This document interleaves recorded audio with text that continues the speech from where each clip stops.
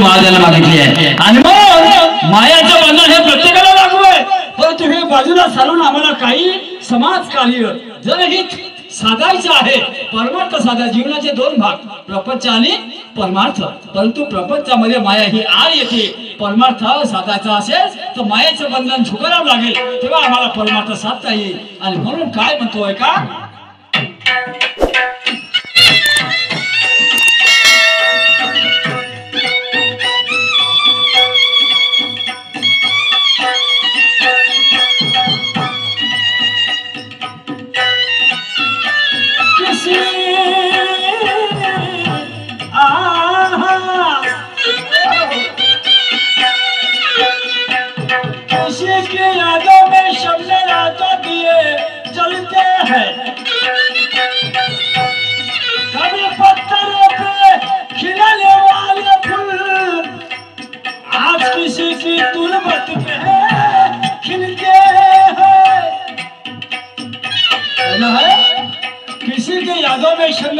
जलते हैं, कभी पत्थरों पे खिलने वाले फूल आज किसी की तुलबत पे खिलते हैं। अरे मिलने को तो मिल जाते हजारों लोग यारो दुनिया में, पर माँ बाप ऐसी दौलत है जो जिंदगी में एक बार मिलते हैं, जो जिंदगी में एक बार मिलते हैं। आई बापाला विसरू नका। गोपालदास महाराजांचं भजन आहे, विसरू नको रे आई बापाला, झिजवली त्याली काया, काया झिजवून तुझ्या शिरावर धरली सुखाची छाया। मिळणार नाही तुला आई बापाची माया। आई बाप एकदा का नजरेचे आड झाले ते परत दिसत नाही। असे चुलते काकाले मामे तर किती होतील हो, पण ज्याची माया त्याला म्हणतात ना। आई सारखं प्रेम आणि बापा सारखी माया कोणीच लावू शकत नाही आपल्याला, म्हणून त्याला विसरू नका।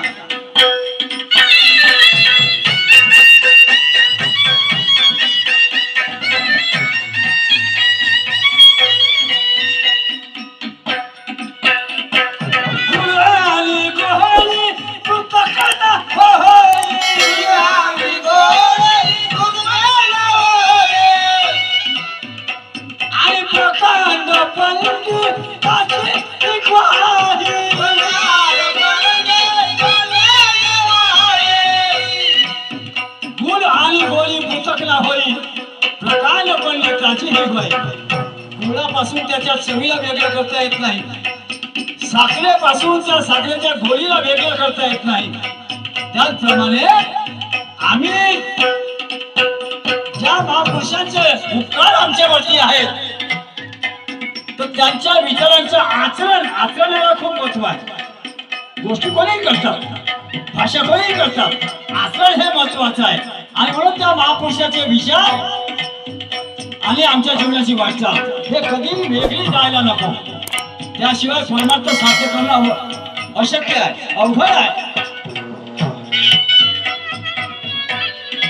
गुणाली गोळी पृथक न होई, प्रकांड पंडिताची ही ग्वाही। तो सर्व व्यापी तसा येतेही, सुगंध वाशुल फुले ते चंदन।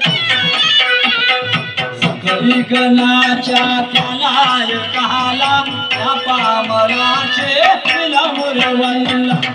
सकळ गणाच्या त्याला कहाला त्या पामराचे विनम्र वंदन।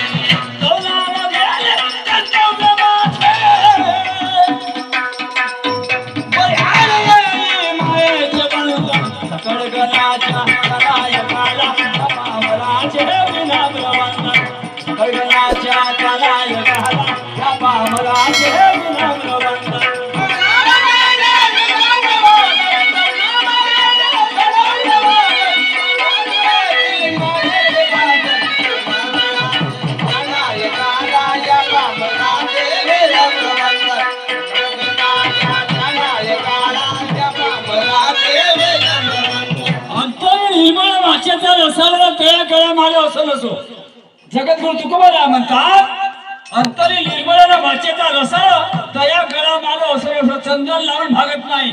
टिळा लावून भागत नाही, अगरबत्ती लावून भागत नाही, हे सगळे सोंग आहेत. खरी पूजा कशामध्ये आहे तर एक म्हणणं आहे. साने गुरुजी म्हणतात थोर महात्मे होऊन गेले तरी तो त्यांचे पाहताना आपण त्यांच्या समान व्हावे हाची सापळे बोध करा. आपल्या महापुरुषाकडून शिकण्यासारखं हे आहे की आम्ही त्यांच्या विचारानुसार आपलं आचरण ठेवलं पाहिजे आणि याच्यात आमची भलाई आहे. मेणबत्ती अगरबत्ती लावणे म्हणजे पूजा नव्हे, पण याच्याही मागं वैज्ञानिक कारण आहे. याच्याही मागं वैज्ञानिक कारण. मेणबत्ती केव्हा लावायची, मेणबत्ती काय म्हणते, अगरबत्ती काय म्हणते, याच्या मागचं रहस्य जाणल्याशिवाय म्हणतात ना नाकाविले मोती अर्थाविले पोती वाचू नये. अगरबत्ती स्वतः जळते तुम्हाला सुगंध देते. I right? अगरबत्ती स्वतः जळते तुम्हाला सुगंध देते. मेणबत्ती स्वतः जळते तुम्हाला प्रकाश देते ना. हे पूजेसाठी का वापरतो तर याच्या मागची पार्श्वभूमी अशी आहे, हा इतिहास आहे. हे पूजेचं साहित्य नाही आहे, याच्याकडून आम्हाला काही शिकायचं आहे. अगरबत्ती कोण शिका. हा प्रपंच तर कोणीही करते नाही का. 21-22 वर्षाचं पोट झालं का बाबा बायको म्हणते की नाही, पोरगी झाली तर बाबा नवरा म्हणते, हो की नाही. आणि प्रपंच तर लागूनच आहे प्रत्येकाला. पण परमार्थासाठी स्वतःही झिजा आणि इतरासाठी झिजा. स्वतःही जगाला इतरांना जगण्याची संधी निर्माण करून द्या नाही का. तसं झिजा मेणबत्ती अगरबत्ती सारखं त्याला म्हणतात खरं जीवन. हे त्यापासून शिकण्यासारखं हे पूजा पाठाचं साहित्य नाही आहे.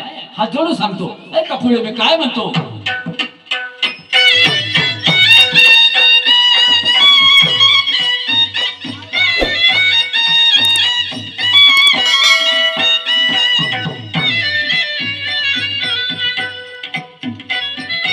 जयाच्या कृपे आश्वास चाले,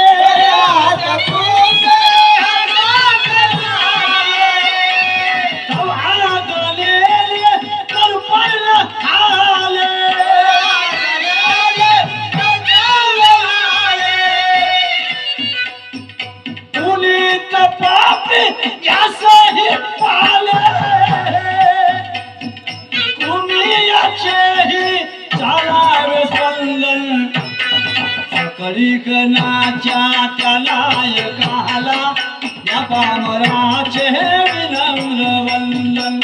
सकल गणाच्या त्यालाय काला या पामराचे विनम्र वंदन.